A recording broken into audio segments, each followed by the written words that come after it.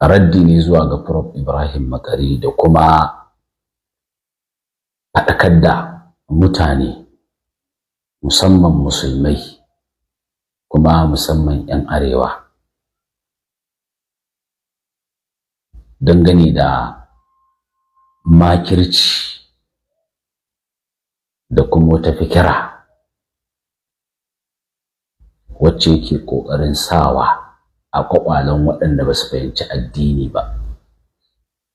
Zan danna muku Prof Ibrahim Makari in dai malami ne kuma in dai ya fahimci karatu, to duk abin da ya tsoma baki dole ya bawa al'umma mafita. Dole ne in dai ya tsoma baki. Idan ka zo ka ce muslim ticket ka soke shi kaza ne, to dole fa a matsayinka na malami sai ka ba su mafita. In dai ka sa baki dole sai ka ba su mafita. Amma in baka ba su mafita ba, to dole in muka zo za mu yi magana a kanka sai mu ce to musuluncin kake hari, sai mu ce musulmai kake hari, sai mu ce addinin kake yaƙa. Kuma in mun ma haka ba mu ma rashin adalci ba, saboda malami dole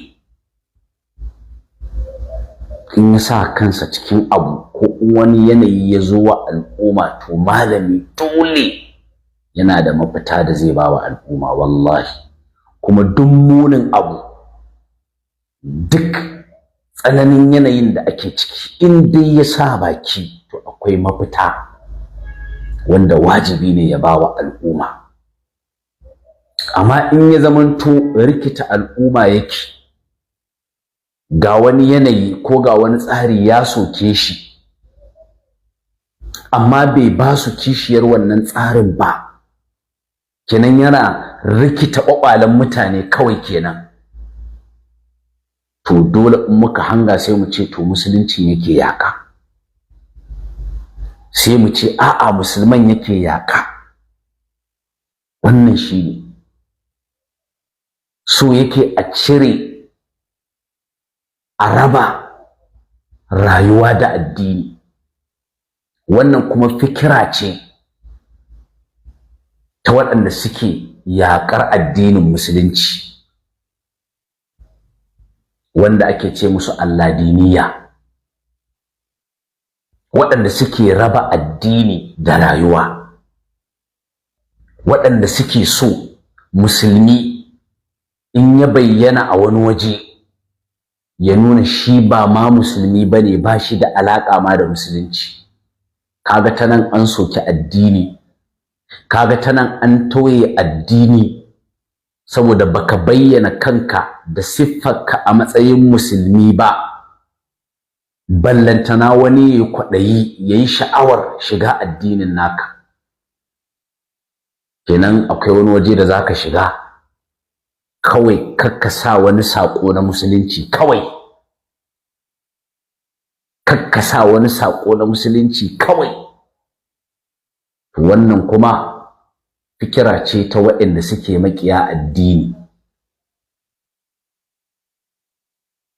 Ni zan yi magana kuma ba wai ina tsoro bane ko ina shayi. In kaga dama ka ce wani nake wa talla, in kaga dama ka ce muslim tikin nake talla, in kaga dama ka ce campaign nake wa Bola Ahmad Tinubu, in duk abin da kaga dama ka faɗi. Amma na yi imani in na sa ƙa'ida ta karatu, wallahi ƙarya kake ka zo ka ƙaryata ta. Ƙarya kake ka zo kai ka ce ba haka ba abin da na faɗi ta ɓangaren karatu, sai dai ta ɓangaren son zuciyarka, ta ɓangaren jahilcinka, ta ɓangaren wawancinka, ko kuma ta ɓangaren ta'assubancinka. Amma dole ne mu yi amfani da abin da muka koya na karatu wallahi. dole ne mu ɗabbaƙa shi kuma dole ne mu gaya wa mutane shi, saboda hakan ne ma muka je muka. Kamar yadda na faɗi, matsayinka na malami in dai za ka sawo kanka to dole ka ba wa al'umma mafita, kuma amana ne a kanka. Amma kar ka zo ka raba musu hankali. Zan danna shi za ku ji bayani, zan danna shi za ku ji bayanin da yi. Kar ka zo ka raba musu hankali. To in ka raba musu hankali kana sukan wa'ancan riya ne, muslim ticket kaza kaza, kuma kai shiru baka ba su mafita ba, to sai mu ce musuluncin kake yaƙa, sai mu ce musulman kake yaƙa, sai mu ce wannan fikira ce ta waɗanda suke yaƙar addini. Mu a ƙa'idanmu ta musulunci, babu wani abu na rayuwarka da ba shi da alaƙa da addinin, babu. Duk rayuwarka addini ce, duk yanayin kuma da ka shiga dole ne ka yi wannan addinin iyayenka, saboda shi ne ma silar zuwanka nan duniya, saboda shi ne Allah ma ya halicce ka. Malam Nura, ku daina ɗan yi min surutu fa anan, zai ringa ɗan shigo min. Afwan. Ba wani yanayi, addinin ma ka zo yi. Qul inna salati wa nusuki wa mahayaya wa mamati lillahi rabbil alamin. Rayuwata duka, wa ma khalaqatul jinna wal insa illa liya'budun. Mutuƙar ga ka Allah ya halicce ka, to maqasudin manufar bautarka shine sanadiyar halittarka. Shi yasa malaman shari'a suke cewa al-islamu salihun li kulli zamani. Musulunci ya dace da kowane zamani, kowane yanayi. Abin da ya kaka duniya kenan kai musulmi, da haka abin da ka zo yi kenan.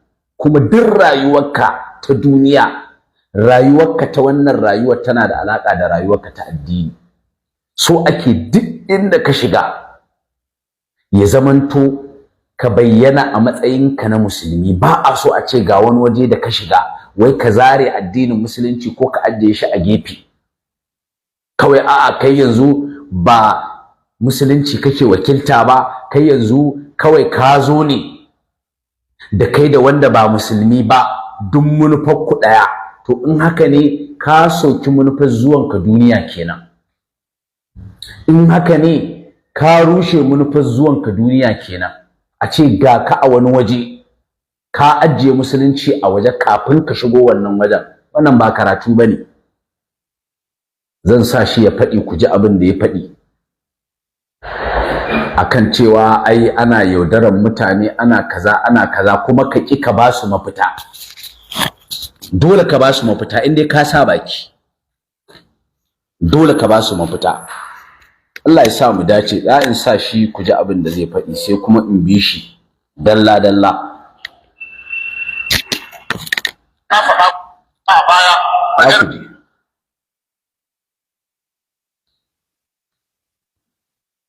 malam, a ƙasa irin Najeriya ne ya kamata a rika nunawa wajen zaɓen shugaba.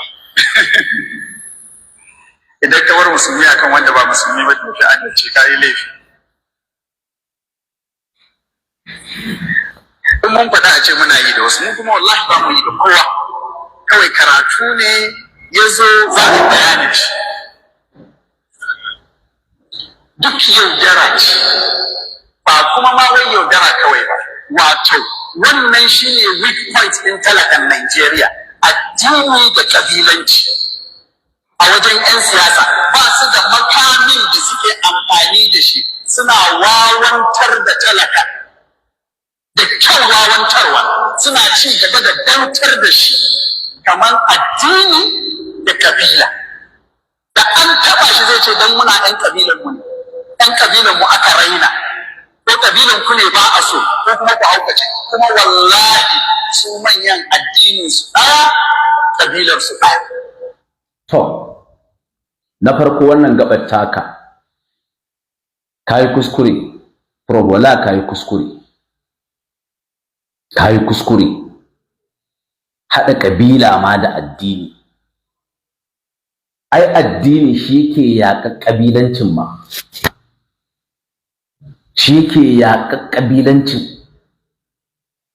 Amma tare da haka sai ya tabbatar da ukhuwa diniya islamiyya.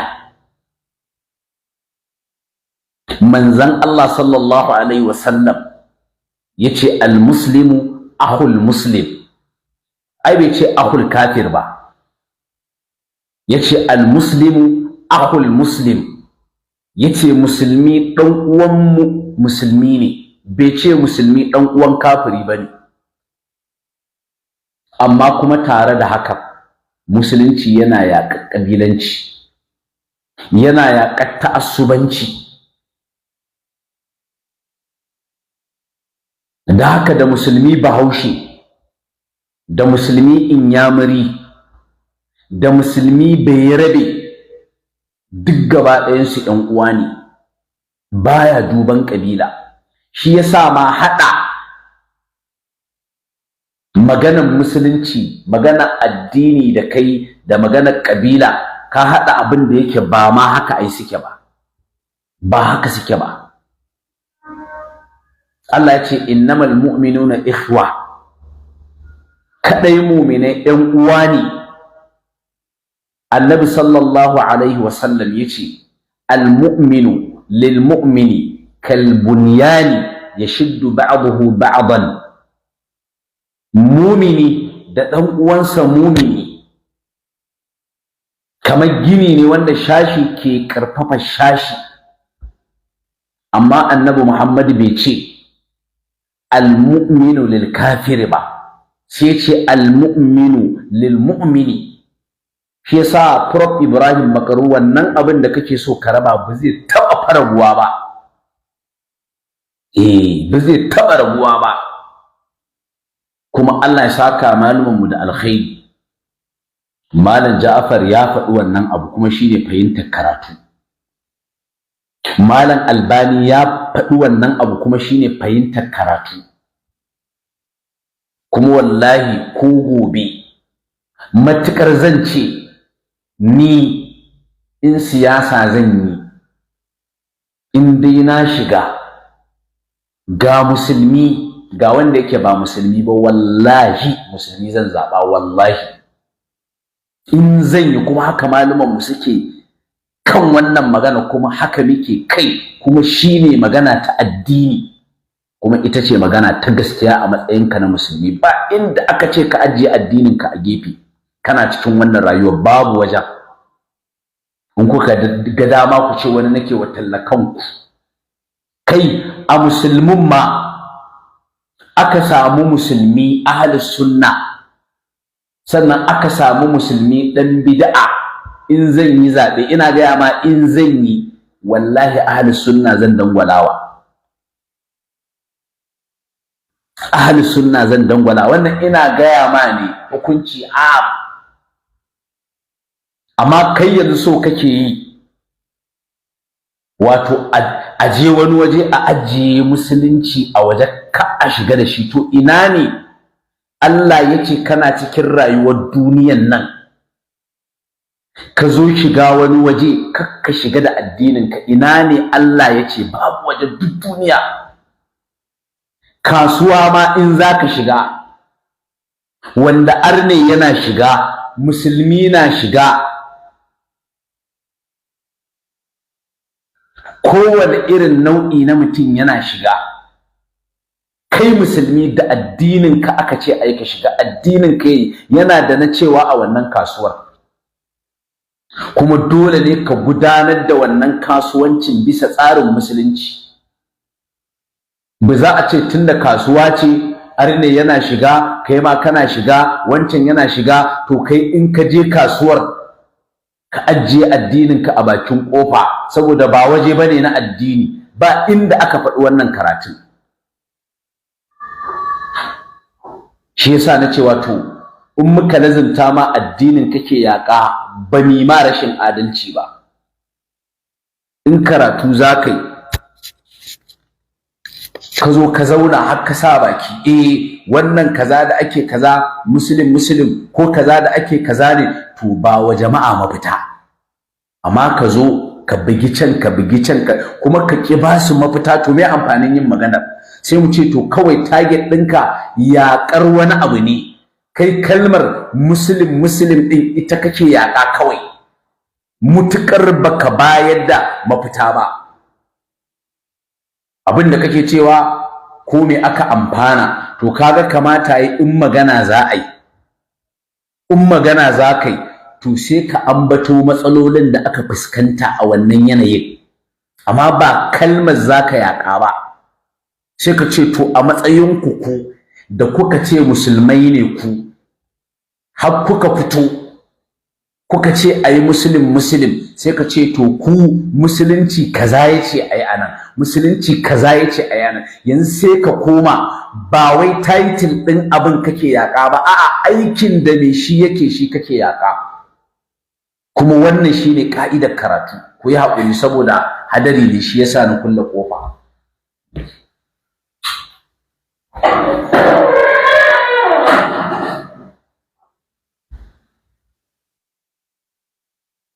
Wannan shine gaskiyar magana. Wannan shine gaskiyar magana, kuma in ka tsaya ka saurari wannan karatun nawa wallahi zaka fahimta. Zaka san kuma tsantsatsagwaran gaskiya nake gaya ma. Musulmi zai yi shugabanci, ya bi ka'idodin musulunci, wallahi sai ya fi kowa yin adalci, wallahi sai ya fi kowa zuwa da al'umma ci gaba, saboda tsarin musulunci kadai wallahi shine zai kawo zaman lafiya, shine zai kawo ci gaba dangane da al'amuran rayuwa, shine zai kawo kaza in dai za a bi tsarin musuluncin da koyarwarsa wallahi. To da haka duk inda musulmi yake matuƙar zai ɗabbaka abubuwan musulunci wallahi sai an ji daɗi. To amma in ka zo kakka ce a'a kai title ɗin kake yaƙa, ba wai a'a waɗanda suka zo suke wani abu da wannan sunan su kake yaƙa ba. To in ka zo kana yaƙar title ɗin, ba waɗanda suka sa rigan musuluncin kuma suke wani abu daban ba su kake, to sai mu ce musuluncin kake yaƙa. Shine gaskiyar magana kuma shine gaskiyar karatu. Musulman da suka tsaya abin da ya kamata kai musu shine in ba su san musuluncin ba, to sai ka ce fa nauyi ne akan ku, sai ka ce musu nauyi ne akan ku, tunda kun sa wannan rigan musuluncin, to ga tsarin da musulunci yace abi in aka sami yanayi kaza, ga tsarin da musulunci yace abi. Kuma ba fa a cewa wai saboda tsarin constitution ne, saboda ba tsarin shari'a bane, dan haka a yanzu kwata-kwata babu ƙanshin musulunci da ya kamata a ji a ciki. A'a, wannan kuma ba ƙa'ida bane na musulunci. Ai shi wannan tsarin wanda yake ba na Allah ba, ai tsari ne na cuta, tsari ne na cuta, tsari ne na fasadi.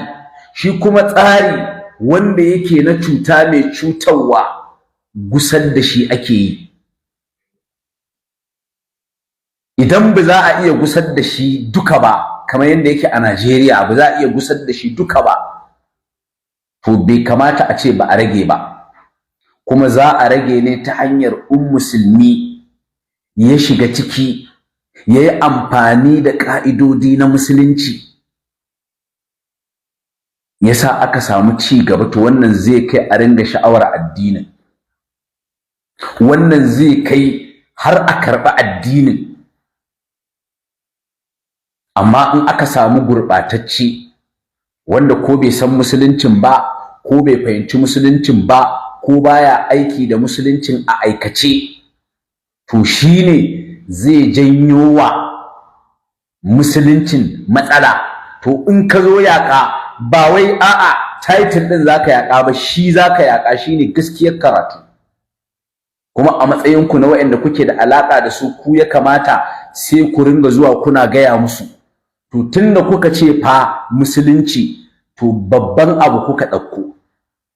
Don haka ku ɗin duk abin da kuka yi ba ku za a soka ba, musuluncin za a soka. To ya kamata ku yi kaza, ya kamata ku yi kaza, ya kamata ku bar kaza, ya kamata ku bar kaza.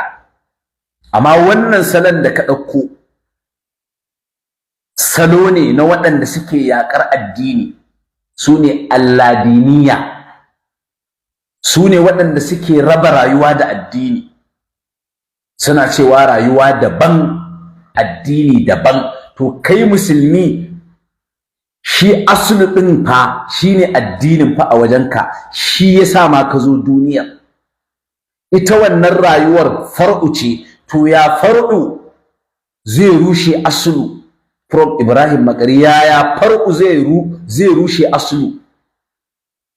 Ke sa wannan tunanin naka wallahi tunani ne na makiya addinin Allah. Ka sani baka sani ba, zan yi ma kyakkyawan zato in ce abubuwan da kake kokarin tabbatarwa baka san illar su bane, baka san matsalar su bane zantukan da kake yi. Zan yi ma wannan kyakkyawan zaton, amma dai mulfaffa shine kake tabbatarwa na wayancan, ko da a ce kai baka nufin tabbatar da shi. To shi musulmi so ake duk inda zai shiga ya shiga da musuluncinsa. Kuma wannan ka'idar taka in muka ɗauke ta fa, in muka ɗauki wannan ka'idar taka fa barna ce fa, wallahi barna ce. In ka ce a ringa ajiye addini a gefe, siyasa daban addini daban, kenan yanzu in musulmi ya shiga daidai ne kenan ya zalunci mutane kenan, tunda ya ajiye addinin a gefe ai kenan. Daidai ne kenan ya ci kuɗin talaka kenan, ko tunda ai ba tsarin addini yake a ciki ba. Daidai ne yayi zalunci kenan, tunda ai ba tsarin musulunci bane. Wannan shine implication din abun fa da kake aiwatarwa, kake bayarwa a matsayin ka'ida, Prof Ibrahim Makari. Wannan abin da kake aiwatarwa kenan. Kuma abin da kake cewa shine Allah ba zai tambayi cutar da wani musulmi ya shiga yayi a cikin wajen ba. Wannan shine abin da kake faɗi. Ku ya ƙuri, zan kulle ƙofofin nan saboda ƙarar ruwa. Wannan shine abin da kake faɗi, Prof, wanda kuma wallahi duk musulmi ɗan siyasa da ya tsaya takara ko da ya samu takara ya zalunci mutane, wallahi musulunci ne zai masa hukunci. Kuma wallahi sai musuluncin ya tuhumce shi game da zaluncin da ya yi, ko da yana ganin cewa tsarin da ya shiga ba na musulunci ba ne. Wallahi musulunci yana da na cewa a ciki, kuma in yayi ba daidai ba sai musuluncin yayi masa hisabi. Wallahi wannan shine gaskiyar magana. Ku daina rikita al'umma saboda kuna so ku biya wata bukata ta zukatanku. Ku daina rikita al'umma. Ai wanda ma ba ma musulmi ba, daga sanda ma ya zamanto ba adali ba, shine sanda ya ƙi yin imani da Allah, bai riko amana ta Allah ba. Amana Allah fa ya fara ci fa. Wa idza akhadha rabbuka min bani adama min zuhurihim, wannan ayar ta yawmul misaq, ta yawmu alastu bi rabbikum, amana Allah fa ya fara ci. Sannan zaka zo ka ce a'a wai gashi nan shi yake da amana.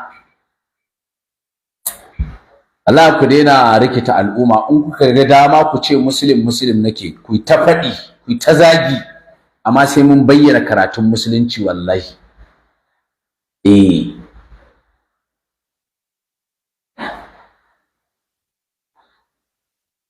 Ƙa'ida ce wacce take cewa la yasqutul maisuru بسقوط المعصور لا يسقط الميسور بسقوط المعصور in ka shiga ba za ka iya kawo dokoki da kaza da kaza da kaza na musulunci ba a wannan tsarin tunda na kafirci ne ko to abin da za ka iya yi ka wakilci musulunci ka yi adalci ka yi gaskiya ka riƙe amana ka yi kaza wallahi dole ka yi in kuma ba ka yi ba sai Allah ya tambaye ka wanda kuma ba za ka iya ba na canza tsarin constitution duka ka kawo tsarin musulunci to la yukallifu Allahu nafsan illa wus'aha kuma at-taklifu bima la yutaqu muhalun la wajiba ma'al ajaz wannan shine ka'idodi na shari'a tunda ba za ka iya ba to Allah ba zai tambaye ka ba amma abinda za ka iya wallahi sai Allah ya tambaye ka a ciki saboda haka wannan tsarin na prop tsari ne wanda Yahudawa ne waɗanda makiya addini ne suke raba rayuwa da addini su ce in ka shiga ofis to ka ajiye addini a bakin ofis kar ka shiga da shi ciki in ka shiga wajen aikin gwamnati to tun a gate ka ajiye addininka kaga wannan kamar abin da ake cewa idan ka je ka zauna akan wannan kujerar ka ci amana idan ka je ka zauna akan wannan kujerar ka yi zalunci musulunci ba zai tuhume ka ba kamar fa haka ake cewa fa ana ruwa amma wayannan bayanan naka Prof Ibrahim Makari zan bi su dalla duk sai na kwance su da ka'idodi na karatu wallahi kuma da zaka wanke zuciyarka ka saurara wallahi gaskiya ce tsantsa da haka yanzu zan buɗe layin waya saboda kada ƙarar ruwa ya hana mu aiwatar da shirin yanda ya kamata amma za ku ji ni a wani karan bi iznillahi yanzu layin waya zan sa kawai Allah ya kyauta